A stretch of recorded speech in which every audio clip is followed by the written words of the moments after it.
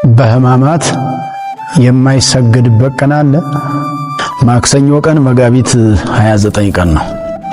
ይሄም ዕለት እግዚአብሔር አምላክ ዓለምን የፈጠረበት ዕለት ነው። እንደዚሁም ደግሞ የተፈጠረው ዓለም ሲበድል ይሄ ካለመኖር ወደ መኖር መጥቶ የተፈጠረው ዓለም ካለመታየት ወደ መታየት መጥቶ የተፈጠረው ዓለም ሲበድል አዳም ሲበድል በአዳም በደል ምክንያት እግዚአብሔር ወልድ ከመቤታችን ከስጋዋ ስጋን ከነፍሷ ነፍስን ነስቶ የተጸነሰበት ዕለት መጋቢት 29 ቀን ነው። ትልቅ በዓል ነው። ነገር ግን ሕማማት ላይ ነው የዋለው።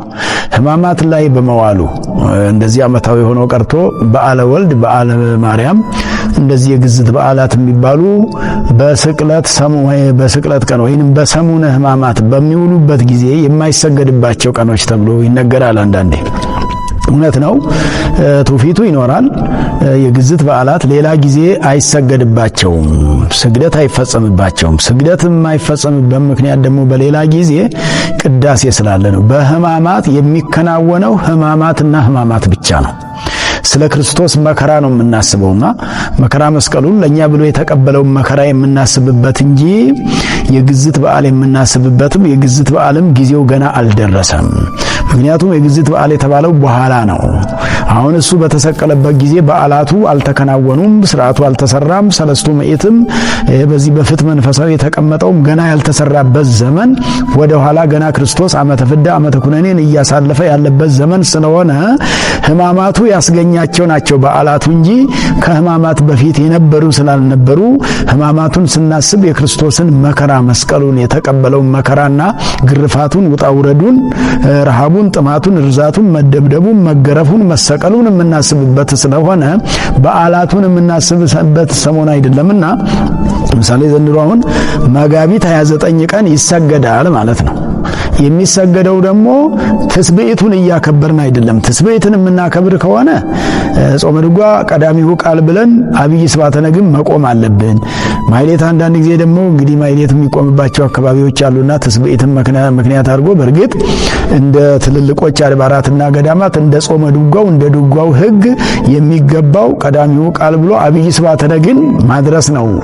እዝል ቅዳሴም ነው የሚቀደሰው በዚህ ምክንያትና ቅዳሴም የለም። አሁን በሕማማት ቅዳሴ ሳይኖር የግዝት በዓል እያከበርን ነው ማለት ስለማይቻል መደበኛው አገልግሎት ቀርቶ አሁን ሕማማት ብቻ እየታሰበ ስለሆነ ቅዳሴ ስለሌለ የግዝት በዓልነቱ ከቅዳሴ ጋር ሲሄድ ብቻ ነው። ቅዳሴ ስለሌለ ማይሌት ስለሌለ ቁርባን ስለማይቆረብ ክርስትና ስለማይነሳ ፍትሐት ስለማይፈታ አስቀድሞ የሆሳዕና ዕለት ከትናንት በስተያ ወይንም ደግሞ የሆሳዕና ዕለት ተከናውኗል። ሁሉም ነገር ቅዳሴውም ማይሌቱም ቁርባኑም ክርስትና ማንሳቱም ይሄ ተከናውኗል።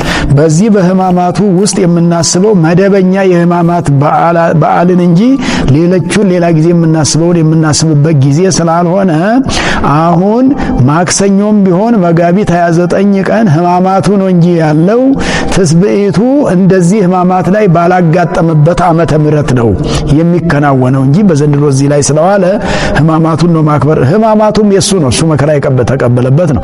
ተጸነሰ ብንለውም እኮ ተጸንሶ ተወልዶ 30 ዘመን ሲሞላ በዮርዳኖስ እጅ ተጠምቆ ዮሐንስ እጅ በዮርዳኖስ ወንዝ ተጠምቆ ከዚያ በቀራንዮ አደባባይ ተሰቅሎ ዓለምን አዳነ።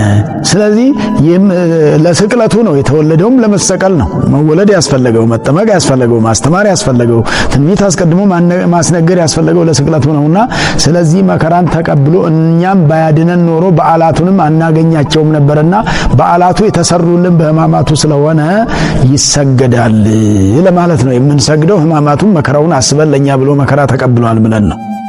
በዓለ ጽንሰት በሕማማት ሳምንት የድህነት መጀመሪያና የሕማማት መከራ የተገናኙበት ዕለት በኢትዮጵያ ኦርቶዶክስ ተዋሕዶ ቤተክርስቲያን ሥርዓት መሠረት መጋቢት 29 ቀን የጌታችን የኢየሱስ ክርስቶስ የበዓለ ጽንሰት መታሰቢያ ዕለት ነው። ይህ ዕለት የሰው ልጅ የድህነት ጉዞ የተበሰረበት አዳም ለ5500 ዘመናት ሲጠብቀው የነበረው የተስፋ ቃል የተፈጸመበት የዓመቱ በዓል ተብሎ የሚታሰብበት ታላቅ ቀን ነው።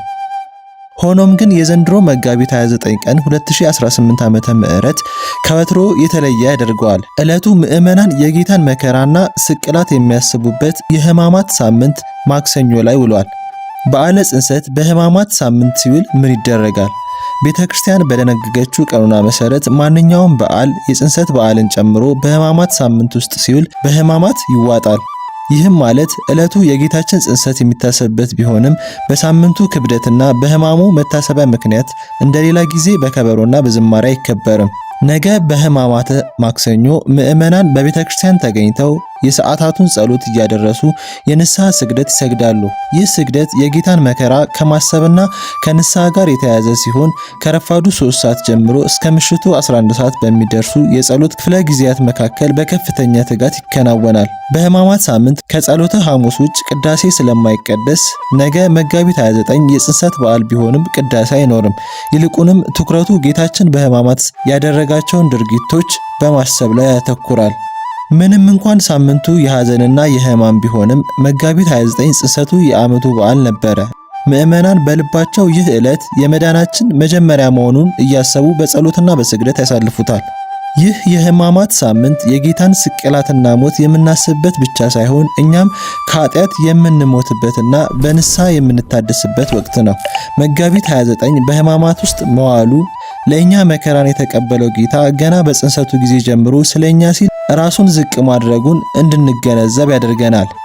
ምዕመናን በአቅራቢያችን በሚገኙ አብያተ ክርስቲያናት በመገኘት ሳምንቱን በሕማማት ጸሎትና በስግደት እንድናሳልፍ መንፈሳዊ ጥሪ እናደርጋለን። ክብርት በምትሆን በሕማማት ሳምንት ይህችን ኃጢአት ለሚሰራት ሰው ወዮለት። ወዳጆቼ ሆይ መድኃኒታችን ለኛ ሲል የተቀበለውን ሕማሙንና ሞቱን ለምናስብበት ለሰሙነ ሕማማት እንኳን አደረሳችሁ እያልኩ በሰሙነ ሕማማት እንዳናደርጋቸው የተከለከሉና እንድናደርጋቸው የታዘዙ ነገሮችን አብረን እንድናይ ጋብዛችኋለሁ።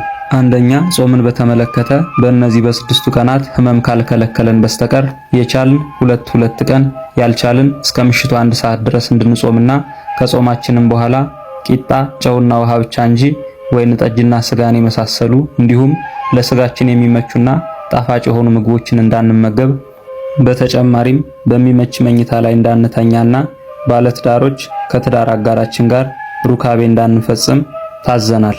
ሁለተኛ፣ ጸሎትን በተመለከተ እንዳንጸልይ የተከለከልነው ጸሎት ባይኖርም የጌታችንን ሕማማት የሚያወሱ እንደ ድርሳነ ማህየዊ፣ ለሃ ማርያም፣ ድርሳነ መድኃኔ ዓለም የመሳሰሉ ጸሎቶችን ከለመድናቸው ጸሎቶች ጋር ልንጸልይ ይገባናል።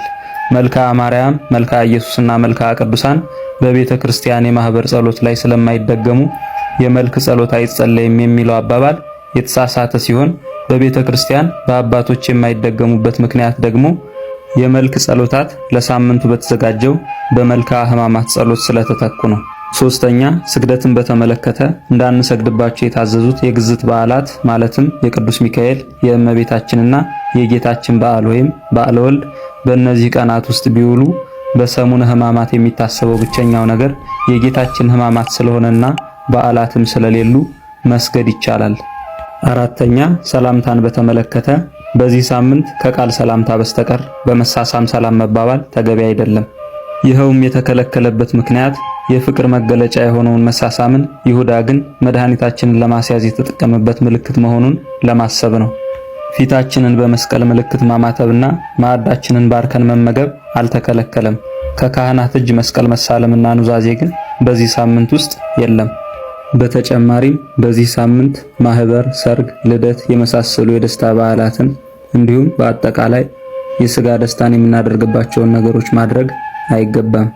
ያለ ደዌና ያለ ሕማም፣ ያለ ጻማና ያለ ድካም እግዚአብሔር ለብርሃነ ትንሣኤው እንደ ዛሬዋ ቀን በሰላምና በደስታ ያድርሰን። ይቆየን።